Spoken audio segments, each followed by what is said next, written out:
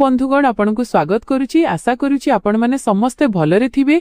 आजिर एही सत्य घटना को जहाकी एही ग्रीष्म ऋतुरे घटिथिबा जणे भाउजंक जीवनर रोमांटिक घटना जहा जीवन बदलाई देइथिला। चालंतु सेही सत्य घटनाटी आरंभ करिबा। राति प्राय 1:30 किंबा 9टा बाजिथिला। गरम एते थिला जे पंखार पवन मध्य तावा परी गरम लागुथिला। निद तो सेमिति भी मो आखिरु अनेक वर्ष हेबो रुसी जाइथिला। आजी एही गुळुगुळी रे बाकी थिबा अभाव मध्य पूरण होईगला। मु गोटे पुरुणा सूता नाइटी पिंधि मोर छोटो रोसे घर को पानी पीवा को आसिली। फ्रिज रु बोतल बाहर करिछि कि नाही मो फोनर स्क्रीन जळी उठिला। साथी रे एक हालुका टुंग शब्द हेला। मु समय देखिली। एही समय रे काहार मेसेज आसी पारे। मु स्क्रीन अनलॉक कली। व्हाट्सएप रे राहुलर मेसेज थिला। राहुल मोर ठीक पाख रूमरे भड़ारे रहुथिबा सेही 25 वर्षर पुओटी। आम रूम मध्यरे केवल बाल ए छोट अधा कांथर व्यवधान थिला। मेसेज रे लेखा थिला, भाउज एपर्यंत सोईनाहांती ना, मो परी आपणकु मध्य आजी किछि अधिक गरम लागुछि। मु मेसेज पढ़िली एवं मो रक्त गरम होईगला। एही कालीर छोकरा मोते राति 9टा बेले एमिति मेसेज करुछि। मु रागरे मो बालकोनी कबाट आड़कु चाहिली। सेठारे अंधार थिला, किंतु मोते बालकोनीर सेही अधा कांथ पाखरे एक छाई देखागला। मु झरका परदा टिके घुंचाइली। से निज बालकोनी रे ठिया होइथिला। बिना सार्ट रे केवल लोयर पिंधि। ता हातरे फोन थिला एवं स्क्रीन रो आलोकरे तार झाड़रे भिजिथिबा शरीर स्पष्ट चमकुथिला। से मोते परदा पछरु चाहिबार देखिनेला। बरং से निज फोन हलाइला जेमिति कहुछि रिप्लाय तो कर। एवं तापरे से खूब बेश्रम भावे एक हालुका हस देला। मु जणे 34 वर्षर विधवा थिली। 4 वर्ष पूर्वे मो स्वामी चली जाइथिले। दुनिया पाई मु केवल जणे असहाय थिली, जाहाकू देखि लोकमाने हुए तो दया देखाउथिले किंबा खराब नजररे चाहुथिले। किंतु सेही रातिरे सेही 25 वर्षर पुअर एही सामान्य अभद्रामी बा साहस मोते राग अपेक्षा आश्चर्य अधिक कला। से मोते असहाय बोली भाबिला नाही। से मोते केवल जणे नारी भाबिला जहाकू गरम लागुथिला। मु संगे संगे परदा पकाई देली। मो तंटी सुखी जाउथिला। मु एका निश्वास रे अधा पानी पी देली। मु ताकू रिप्लाय कली नाही। मु जाई बिछणारे सोई पड़िली। किंतु सेही राति रे 4 वर्ष परे प्रथम करी मोते सतरे गरम लागुथिला। बंधुगण, आपण भाबुथिबे जे मु जणे जुबकर एपरी मेसेज रे रागी करी ता घरकू काहेकि गली नाही। चालंतु मु आपणकू टिके पछकू नेई जाउछि। मो नाम मीरा। स्वामी चली जिबा परे सासुघर लोकोंको टाहिटापरा एवं संपर्कियोंको मिछ समवेदना मु सही पारिली नाही। मु से सबु छाड़ी एही नुआ सहर को आसीगली। एठारे एक स्कूल रे पढ़ेबा को लागिली एवं एही छोटो फ्लैट भड़ारे नेली। मोते लागिला एठारे शांति मिलिबो, किंतु शांतिर ठीक पाखरे ही झड़ रहुथिला। राहुल जेतेबेले मु एठाकू शिफ्ट हेली प्रथम दिन रे ही से मो दुआर मुहं को आसीगला। हातरे एक खाली बाटी धरी। नमस्कार, मु राहुल पड़ोसी रे रहे। से चिन्नी सरी जाइछि, चा करिवार थिला। से एक निष्पाप हस देई कहिला। मु ताकू चिन्नी देई देली। मोते लागिला कथा सरिला, किंतु ना, एहा तो केवल आरंभ थिला। से एक टिपिकल बैचलर थिला। केबे चिन्नी, केबे चा पत्ती, केबे टमाटो मागिबा को आसी जाए। भाउज आजी कुकर रे डाली पोड़ी गला। कौन आपणक पाखरु 2टी रुटी मिली जिवो। मु ताकू रुटी देई दिए। से पुओटी थिला सेमिति कथा कुहा एवं चुलबुला। दिने रविवार थिला। मु मो बालकोनी रे ठिया होई कपड़ा सुखाउथिली। से मध्य निज बालकोनी को आसीगला। मझिरे केवल सेही 3 फुटर कांथ थिला। भाउज आपण सारा दिन काम करूछंती, थकी जाउनाहांती। से निज बालकोनी कांथरे कहुणी आउ जाई पचारिला, काम करिबी नहीं तो खाइबी कण। मु ता आड़कू न चाही उत्तर देली, आरे तो मोते कहि दियंतु ना, मार्केट रु परिबा आनिबाहु बिजुली बिल भरिबाहु मु करिदेबी। एमिति भी खाली बसी थाए। तुमे कौन काम कर? मु पचारिली। सॉफ्टवेयर कंपनी रे अछि भाउज, वर्क फ्रॉम होम चलीछि, माने घरे बसी लैपटॉप रे खटर पटर। किंतु सत कहिबी, लैपटॉप अपेक्षा मोते पड़ोसींको उपरे नजर रखिबा पसंद। से हसी करी कहिला। मु अटकी गली। मु ताकू घूरी करी चाहिली।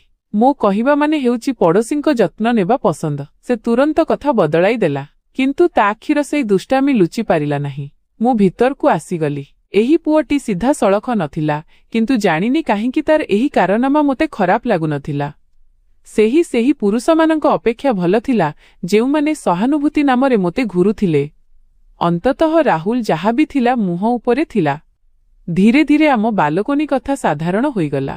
ମୁଁ ସନ୍ଧ୍ୟାରେ ଚା ଧରି ବାଲକୋନିକୁ ଆସିଲେ ସେ ମଧ୍ୟ ସେଠାରେ ନିଜ କଫି ଧରି ହାଜର ହୋଇଯାଉଥିଲା। ସେ ତାର ଅଫିସ କଥା କହୁଥିଲା, ନିଜ ଏକ୍ସ ଗର୍ଲଫ୍ରେଣ୍ଡର ବଦନାମ କରୁଥିଲା ଏବଂ ମୁଁ ଯିଏ ଗତ 4 ବର୍ଷ ଧରି କେବଳ ନିଜ ସହ କଥା ହେଉଥିଲି ମୁଁ ତାକୁ ଶୁଣୁଥିଲି। ଦିନେ ସନ୍ଧ୍ୟାରେ ସେ ମୋତେ ପଚାରିଦେଲା, ଭାଉଜ ଆପଣ ସବୁବେଳେ ଏତେ ସିରିୟସ୍ କାହିଁକି ରହନ୍ତି?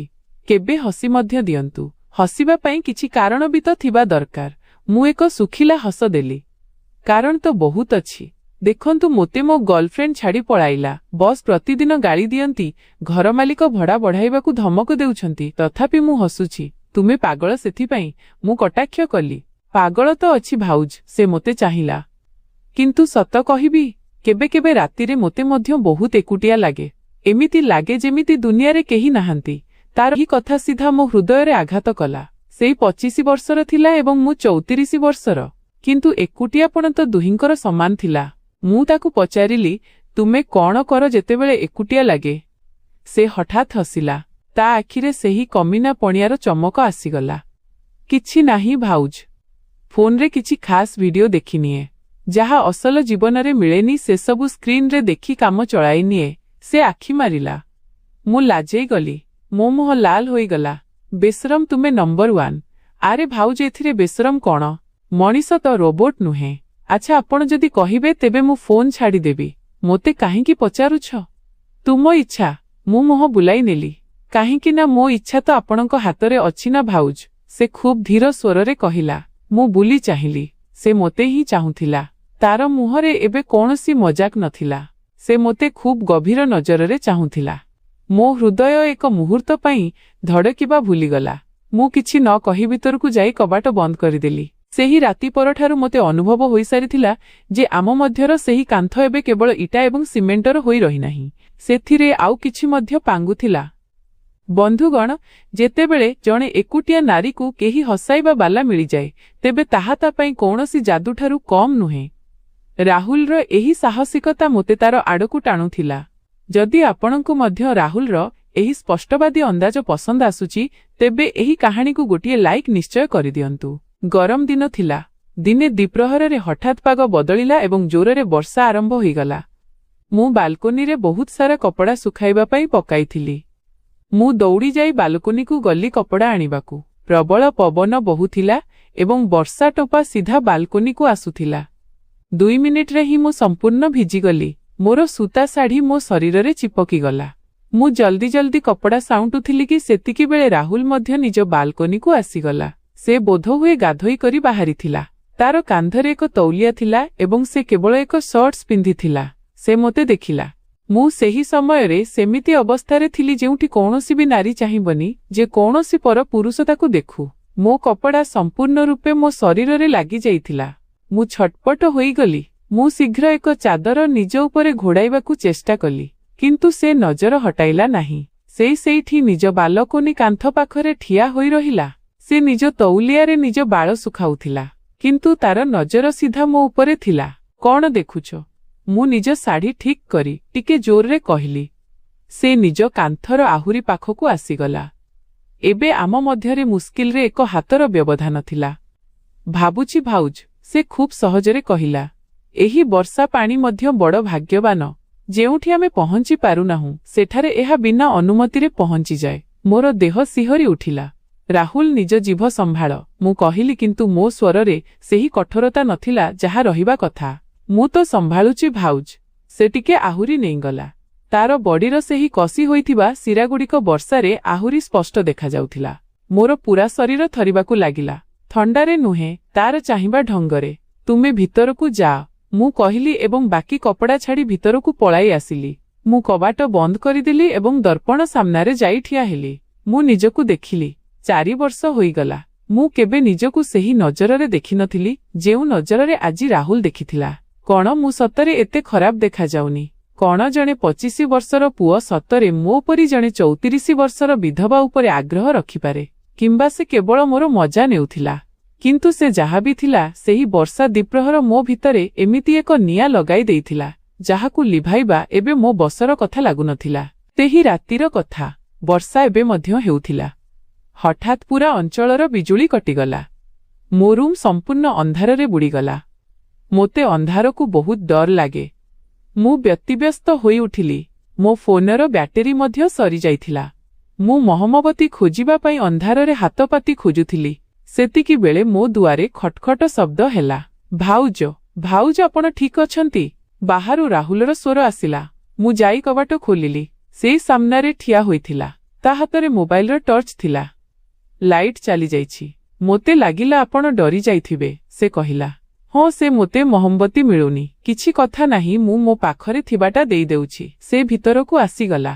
ସେ ମହମବତୀ ଜଳାଇଲା ଏବଂ ତାକୁ ଟେବୁଲ ଉପରେ ରଖିଦେଲା। ମହମବତୀର ହଳଦିଆ ଆଲୋକରେ ରୁମ୍ ଅଜବ ଲାଗୁଥିଲା।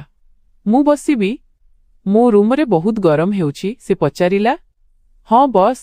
ମୁଁ ଖଟିଆ ଆଡ଼କୁ ଇସାରା କଲି। ମୁଁ ମଧ୍ୟ ସେଠାରେ ଏକ କୋଣରେ ବସିଗଲି।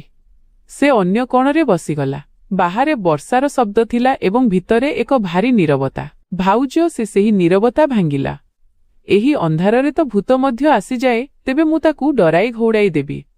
କିନ୍ତୁ ଆଜି ମୋତେ ଡର ଲାଗୁଛି। କାହିଁକି? ଆପଣଙ୍କୁ ଡର ଲାଗୁଛି? ମୁଁ ସାମାନ୍ୟ ମଜାକ କଲି। ସେ ନିଜ ଜାଗାରୁ ଘୁଞ୍ଚି କରି ମୋର ଟିକେ ପାଖକୁ ଆସିଗଲା। ହଁ, କାରଣ ଭୂତ ତ କେବଳ ଜୀବନ ନିଏ ଭାଉଜ। କିନ୍ତୁ ଆପଣ ତ ଇମାନ ନେଇଯିବେ। ମୋ ନିଶ୍ୱାସ ଅଟକିଗଲା।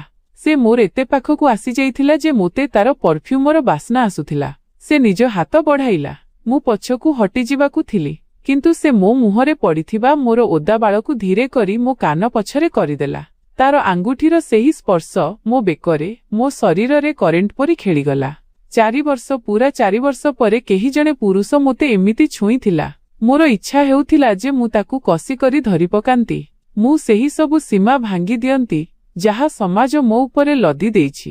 ସେ ମୋ ଆଖିକୁ ଚାହୁଁଥିଲା। ତାର ଆଖିରେ କୌଣସି ମଜାକ ନଥିଲା। ଏକ ଖୁବ୍ ଗଭୀର ଭୋକିଲା ଶୋଷ ଥିଲା।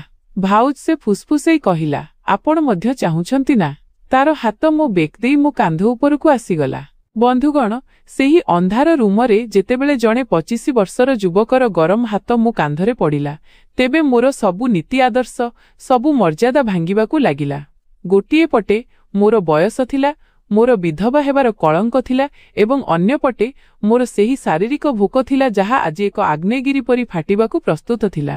ସତ କହିବି, ସେହି ଅନ୍ଧାର ରୁମରେ ଯେତେବେଳେ ସେହି 25 ବର୍ଷର ଛୋକରାର ଗରମ ହାତ ମୋ କାନ୍ଧରେ ପଡ଼ିଥିଲା, ତେବେ ମୋତେ କିଛି ମନେ ପଡ଼ୁନଥିଲା। ବାହାରେ ବର୍ଷାର ଶବ୍ଦ ଥିଲା ଏବଂ ଭିତରେ ମୋ ଶରୀରର ଶିରା ପ୍ରଶିରା ଡେଉଁଥିଲା। 4 ବର୍ଷରୁ କୌଣସି ପୁରୁଷ ମୋତେ ଏମିତି ଛୁଇଁ ସୁଦ୍ଧା ନଥିଲେ। ମୁଁ ଆଖି ବନ୍ଦ କରିଦେଲି। ମୁଁ ମୋ ମୁଣ୍ଡ ସାମାନ୍ୟ ପଛକୁ କଲି ଯାହାଦ୍ୱାରା ତାର ହାତ ମୋ ବେକକୁ ଆହୁରି ଛୁଇଁ ପାରିବ। ମୋ ଦେହ ଝାଳରେ ଚିପଚିପ୍ ହେଉଥିଲା। ମୁଁ ପ୍ରସ୍ତୁତ ଥିଲି। ମୋତେ ଲାଗିଲା ଏବେ ସେ ମୋତେ ନିଜ ଆଡ଼କୁ ଟାଣିବ ଏବଂ ମୋତେ ପଲଙ୍କ ଉପରେ ପକାଇଦେବ। କିନ୍ତୁ ହଠାତ୍ ତାର ହାତ ମୋ କାନ୍ଧରୁ ହଟିଗଲା। ମୁଁ ଝଟକାରେ ଆଖି ଖୋଲିଲି।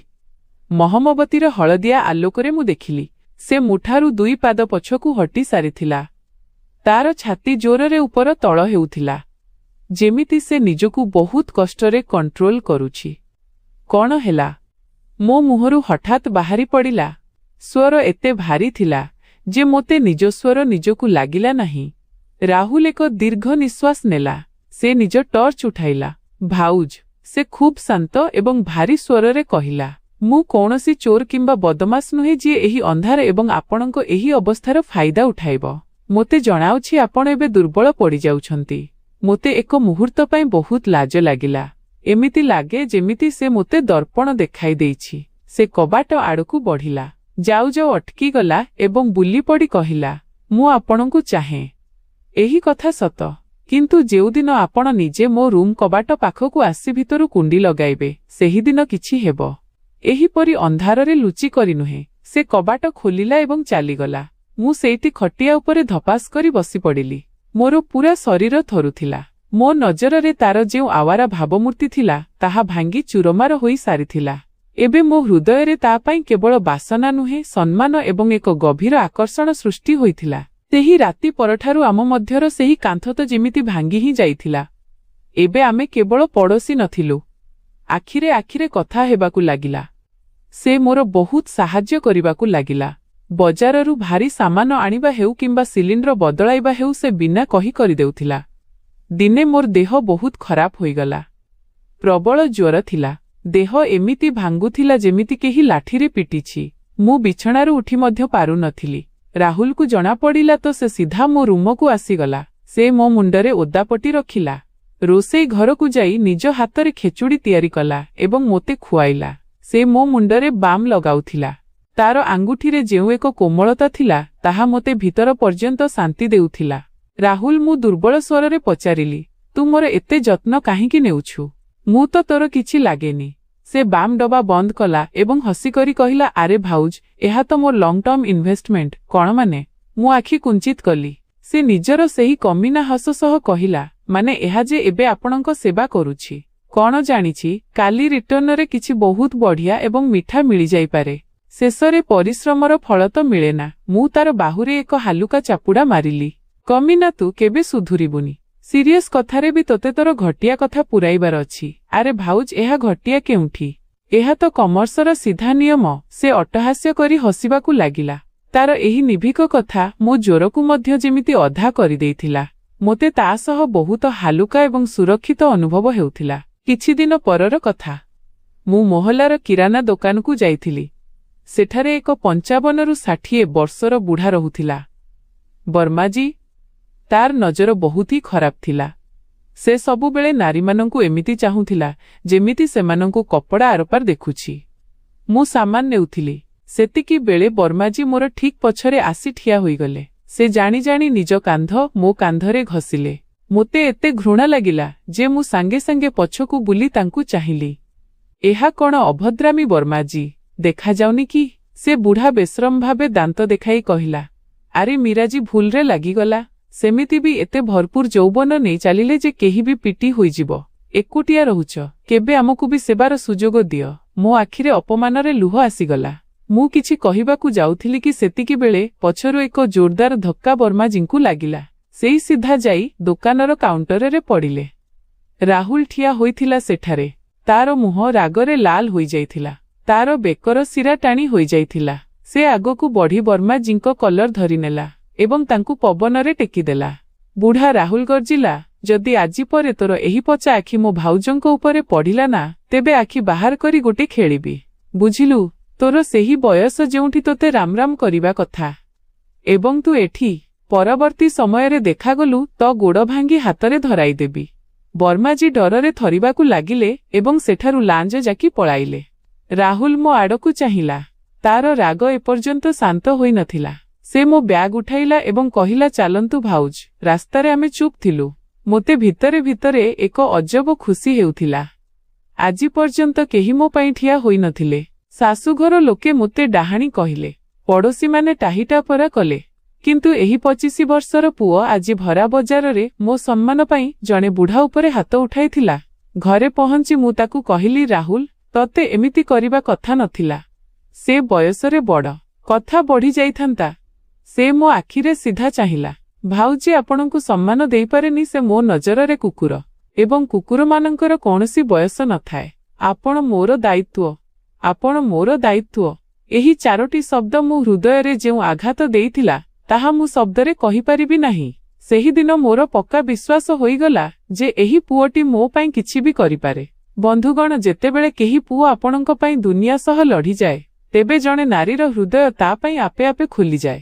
ରାହୁଲର ଏହି କାରନାମା ମୋ ଭିତରର ସବୁ ଦ୍ୱନ୍ଦ୍ୱ ଶେଷ କରିଦେଇଥିଲା। ଯଦି ଆପଣଙ୍କୁ ରାହୁଲର ଏହି ରୂପ ପସନ୍ଦ ଆସିଲା, ତେବେ ଭିଡିଓକୁ ଏବେ ଲାଇକ୍ କରନ୍ତୁ। ଦେଖୁ ଦେଖୁ 5 ମାସ ବିତିଗଲା। ଦୀପାବଳି ପର୍ବ ଆସିଗଲା। ପୁରା ବିଲ୍ଡିଂ ଖାଲି ହୋଇ ସାରିଥିଲା। ଆଖପାଖର ସବୁ ଭଡ଼ାଟିଆ ନିଜ ନିଜ ଘରକୁ, ଗାଁକୁ ଚାଲିଯାଇଥିଲେ। କେବଳ ମୁଁ ଏବଂ ରାହୁଲ ବିଲ୍ଡିଂରେ ଏକୁଟିଆ ଥିଲୁ। ତାକୁ କୌଣସି ପ୍ରୋଜେକ୍ଟ କାରଣରୁ ଛୁଟି ମିଳିନଥିଲା ଏବଂ ମୋର ତ କୌଣସି ଘର ହିଁ ନଥିଲା ଯେଉଁଠାକୁ ମୁଁ ଯାଇଥାନ୍ତି। ଦୀପାବଳି ସନ୍ଧ୍ୟା ଥିଲା। ମୁଁ ଗାଧୋଇ କରି ଏକ ଲାଲ ରଙ୍ଗର ସୂତା ଶାଢ଼ୀ ପିନ୍ଧିଲି। ଆଜି ମୁଁ ବହୁ ଦିନ ପରେ ଆଖିରେ ବହଳ କଜଳ ଲଗାଇଥିଲି ଏବଂ ବାଳକୁ ଖୋଲା ଛାଡ଼ିଥିଲି। ମୁଁ ରାହୁଲ ପାଇଁ କ୍ଷୀରି ଏବଂ ପୁରୀ ପ୍ରସ୍ତୁତ କରିଥିଲି। ରାତି 8ଟା ବାଜିଥିଲା। ବାହାରେ ବାଣର ଶବ୍ଦ ଆସୁଥିଲା। ମୁଁ ପ୍ଲେଟରେ ଖାଦ୍ୟ ବାଢ଼ିଲି। ମୋ ହୃଦୟ ବହୁତ ଜୋରରେ ଧଡ଼କିବାକୁ ଲାଗିଥିଲା। ଆଜି ମୋତେ ନିଷ୍ପତ୍ତି ନେବାର ଥିଲା। ମୋତେ ତାର ସେହି କଥା ମନେ ପଡ଼ୁଥିଲା, ଯେଉଁଦିନ ଆପଣ ନିଜେ ମୋ ରୁମ୍ କୁଣ୍ଡି ଲଗାଇବେ। ମୁଁ ଏକ ଗଭୀର ନିଶ୍ୱାସ ନେଲି ଏବଂ ଖାଦ୍ୟ ପ୍ଲେଟ୍ ଧରି ତାର ରୁମ୍ ଆଡ଼କୁ ବଢ଼ିଲି। ତାର କବାଟ ଅଧା ଖୋଲା ଥିଲା। ମୁଁ ଗୋଡ଼ରେ କବାଟକୁ ଠେଲିଲି। ରାହୁଲ ବିଛଣାରେ ବସି ଲ୍ୟାପଟପ୍ରେ କିଛି କାମ କରୁଥିଲା। ସେ କେବଳ ଏକ ସନ୍ବୁଟ୍ସ ପିନ୍ଧିଥିଲା। ଉପର ଦେହ ଉଲଗ୍ନ ଥିଲା। ତାର ମଥାରେ ଝାଳର ଚମକ ଥିଲା। କବାଟ ଶବ୍ଦ ଶୁଣି ସେ ଉପରକୁ ଚାହିଁଲା। ମୋତେ ସେହି ଲାଲ ଶାଢ଼ୀରେ ଦେଖି ତାର ଆଙ୍ଗୁଠି କିବୋର୍ଡ ଉପରେ ଅଟକିଗଲା। ସେ ମୋତେ ଏମିତି ଚାହୁଁଥିଲା ଯେମିତି ସେ ମୋତେ ପ୍ରଥମ ଥର ଦେଖୁଛି। ତାର ଆଖି ପତା ପଡ଼ିବା ବନ୍ଦ ହୋଇଯାଇଥିଲା। ମୁଁ ଚୁପଚାପ ଭିତରକୁ ଗଲି। ମୁଁ ଖାଦ୍ୟ ପ୍ଲେଟ୍ ଟେବୁଲ ଉପରେ ରଖିଲି। ତାପରେ ମୁଁ ପଛକୁ ବୁଲିଲି ଏବଂ କବାଟ କୁଣ୍ଡି ଲଗାଇଦେଲି। ଖଟ୍ ସେହି ଶବ୍ଦ ସେହି ନୀରବତାରେ ଖୁବ୍ ଜୋରରେ ଗୁଞ୍ଜରି ଉଠିଲା। ରାହୁଲ ଲ୍ୟାପଟପ୍କୁ ସାଇଡ୍ କରି ଠିଆ ହୋଇଗଲା। ତାର ଆଖିରେ ଏକ ପ୍ରଶ୍ନ ଥିଲା ଏବଂ ଏକ ଭୋକିଲା ଶୋଷ ଥିଲା। ଭାଉଜ ଏ କୁଣ୍ଡି? ତାର ତଣ୍ଟି ଶୁଖି ଯାଇଥିଲା। ତୁ ହିଁ କହିଥିଲୁ ନା ରାହୁଲ? ମୋ ସ୍ୱର ଥରୁଥିଲା। ଯେଉଁଦିନ ମୁଁ ନିଜେ କବାଟ ବାଡ଼େଇ ଭିତରକୁ ଆସିବି ଏବଂ କୁଣ୍ଡି ଲଗାଇବି। ମୁଁ ତାର ଠିକ୍ ସାମ୍ନାରେ ଯାଇ ଠିଆ ହୋଇଗଲି। ଆମ ମଧ୍ୟରେ ଏବେ କୌଣସି କାନ୍ଥ ନଥିଲା। ଆଜି ଦୀପାବଳି ରାହୁଲ ଏବଂ ମୋତେ ଏବେ ଆଉ ଅନ୍ଧାରରେ ରହିବାକୁ ନାହିଁ। ରାହୁଲ ଗୋଟିଏ ସେକେଣ୍ଡ ବି ବ୍ୟର୍ଥ କଲାଣି। ସେ ମୋ ହାତ ଧରିଲା ଏବଂ ମୋତେ ଟାଣି କରି କାନ୍ଥରେ ଲଗାଇଦେଲା। ତାର ଧରିବା ଭିତରେ ଏତେ ଶକ୍ତି ଥିଲା ଯେ ମୋ ହାତର ଚୁଡ଼ି ରୁଣୁଝୁଣୁ ହୋଇ ଉଠିଲା। ତାର ଆଖି ଲାଲ ହେଉଥିଲା। ଭାଉଜ, ସେ ମୋ କାନ ପାଖରେ ଫୁସଫୁସେଇଲା, ବହୁତ ଛଟପଟ କରିଛନ୍ତି ଆପଣ। ଆଜି କୌଣସି ଭଦ୍ରାମି ଦେଖାଇବିନି। ମୋତେ ଭଦ୍ରାମି ଦରକାର ବି ନାହିଁ। ମୁଁ ମଧ୍ୟ ମୋ ଭିତରର 4 ବର୍ଷର ଶୋଷକୁ ବାହାରକୁ ଆସିବାକୁ ଦେଲି ଏବଂ ତାପରେ ସେ ମୋତେ ଚୁମ୍ବନ ଦେଲା। ତାହା କୌଣସି ଫିଲ୍ମ କିମ୍ବା କୋମଳ କିସ୍ ନଥିଲା। ସେଥିରେ ଏକ ପଶୁ ପରି ଭୋକ ଥିଲା। ତାର ଓଠ ମୋ ଓଠକୁ ଏମିତି ଶୋଷୁଥିଲା ଯେମିତି ମୁଁ କୌଣସି ପାଣିର ଝରଣା ଏବଂ ସେ ମରୁଭୂମିର ଶୋଷିଲା। ମୁଁ ମଧ୍ୟ ମୋର 2 ହାତ ତାର ଉଲଗ୍ନ ପିଠିରେ କଷି କରି ଧରିନେଲି। ମୋର ନଖ ତାର ଚମଡ଼ାରେ ଗଳି ଯାଉଥିଲା। ମୋର ପୂରା ଶରୀର ଝାଳରେ ଭିଜିବାକୁ ଲାଗିଲା। ସେ ମୋତେ ଝଟକାରେ କୋଳକୁ ଟେକିନେଲା। ମୋ ଶାଢ଼ୀର ପଲ୍ଲୁ କେତେବେଳେ ତଳେ ପଡ଼ିଲା ମୁଁ ଜାଣିପାରିଲି ନାହିଁ। ସେ ମୋତେ ବିଛଣାରେ ପକାଇଦେଲା ଏବଂ ସେ ମୋ ଉପରକୁ ଆସିଗଲା। ରାହୁଲ, ମୋ ମୁହଁରୁ ଏକ ଦୀର୍ଘଶ୍ୱାସ ବାହାରିଲା। ବାହାରେ ଆକାଶରେ ବାଣ ଫୁଟୁଥିଲା ଏବଂ ଭିତରେ ସେହି ଛୋଟ ରୁମରେ 4 ବର୍ଷର ମରୁଡ଼ି ଶେଷ ହେଉଥିଲା। ସେହି ରାତିରେ ସେଠାରେ କୌଣସି 34 ବର୍ଷର ବିଧବା କିମ୍ବା 25 ବର୍ଷର ପୁଅ ନଥିଲା। ସେ ମୋ ଶାଢ଼ୀର ପ୍ରତିଟି ଫୋଲ୍ଡକୁ ଏମିତି ଖୋଲୁଥିଲା ଯେମିତି ସେ କୌଣସି ଧନ ସମ୍ପତ୍ତି ଲୁଟୁଛି। ଝାଳର ଚିପଚିପାପଣ, ଖଟିଆର କଟମଟ ଶବ୍ଦ ଏବଂ ମୋର ସିସ୍କି। ସେହି ରାତିରେ ସେହି ରୁମ୍ରେ ସବୁକିଛି ବହୁତ ହିଁ ପ୍ରାକୃତିକ ଏବଂ ଅସଲି ଥିଲା। ମୁଁ ସେହି ରାତିରେ ସେସବୁ ଅନୁଭବ କଲି ଯାହା ମୁଁ ମୋର ପୂରା ଜୀବନରେ କେବେ କରିନଥିଲି। ପରଦିନ ସକାଳେ ଯେତେବେଳେ ମୁଁ ଆଖି ଖୋଲିଲା ତେବେ ଖରା ରୁମ୍କୁ ଆସି ସାରିଥିଲା। ମୁଁ ରାହୁଲର ଶକ୍ତ ବାହୁ ବନ୍ଧନରେ ଛନ୍ଦି ହୋଇଥିଲି। ମୋ ମୁଣ୍ଡ ତାର ଛାତି ଉପରେ ଥିଲା। ରାତିର ଥକାପଣ ଯୋଗୁଁ ମୋର ପୂରା ଦେହ ଭାଙ୍ଗୁଥିଲା, କିନ୍ତୁ ଏକ ଅଜବ ଶାନ୍ତି ମଧ୍ୟ ଥିଲା। ସେତିକିବେଳେ ରାହୁଲର ଆଖି ଖୋଲିଲା। ସେ ମୋତେ ଦେଖିଲା ଏବଂ ମୋ ମୁଣ୍ଡକୁ ଚୁମିଦେଲା। ଗୁଡ୍ ମର୍ଣ୍ଣିଂ ମୋର ଜୀବନ, ସେ ହସିକରି କହିଲା। ମୋର ଜୀବନ? ଏହି ଶବ୍ଦ ଶୁଣି ମୋତେ ଭଲ ବି ଲାଗିଲା ଏବଂ ଡର ବି। ମୁଁ ଉଠି ବସିଲି। ମୁଁ ଶୀଘ୍ର ନିଜ ଶାଢ଼ୀ ନିଜ ଦେହରେ ଗୁଡ଼ାଇଲି। ରାତିର ନିଶା ଏବେ ଓହ୍ଲାଉଥିଲା ଏବଂ ବାସ୍ତବତା ସାମ୍ନାରେ ଠିଆ ହୋଇଥିଲା। କ'ଣ ହେଲା? ରାହୁଲ ପଚାରିଲା। ସେ ଉଠି ମୋ ପାଖରେ ବସିଲା। ରାହୁଲ, ଏହି ଯାହା କାଲି ରାତିରେ ହେଲା ଏହା ଭୁଲ ଥିଲା। ମୁଁ ନଜର ଲୁଚାଉଥିଲି। ଏଥିରେ ଭୁଲ କ'ଣ ଥିଲା ମୀରା? ଆମେ ଦୁହେଁ ନିଜ ମର୍ଜିରେ କଲୁ। ସେ ପ୍ରଥମ ଥର ମୋତେ ମୋ ନାମରେ ଡାକିଥିଲା। କିନ୍ତୁ ଆମ ବୟସ ଦେଖ ରାହୁଲ, ତୁ 25 ବର୍ଷର, ମୁଁ 34ର। ମୁଁ ଜଣେ ବିଧବା। ମୋ ଭିତରର ଡର ବାହାରକୁ ଆସୁଥିଲା। ମୋତେ କିଛି ଫରକ ପଡ଼େନି। ସେ ମୋ ହାତ ଧରିଲା। ମୁଁ ତୁମକୁ ବିବାହ କରିବାକୁ ଚାହେଁ। କାଲି ରାତିରେ ଯାହା ହେଲା ତାହା କେବଳ ବାସନା ନଥିଲା। ମୁଁ ସତରେ ତୁମକୁ ଚାହେଁ। ବିବାହ? ଏହି ଶବ୍ଦ ଶୁଣି ମୋ ପାଦ ତଳୁ ମାଟି ଖସିଗଲା। ତୁ ପାଗଳ ହୋଇଯାଇଛୁ, ମୁଁ ଚିତ୍କାର କଲି। ତୋତେ ଜଣାଅଛି ସମାଜ କ'ଣ କହିବ? ଲୋକେ ମୋ ଉପରେ ଛେପ ପକାଇବେ ଯେ ମୁଁ ଜଣେ ଯୁବକକୁ ଫସାଇ ଦେଲି।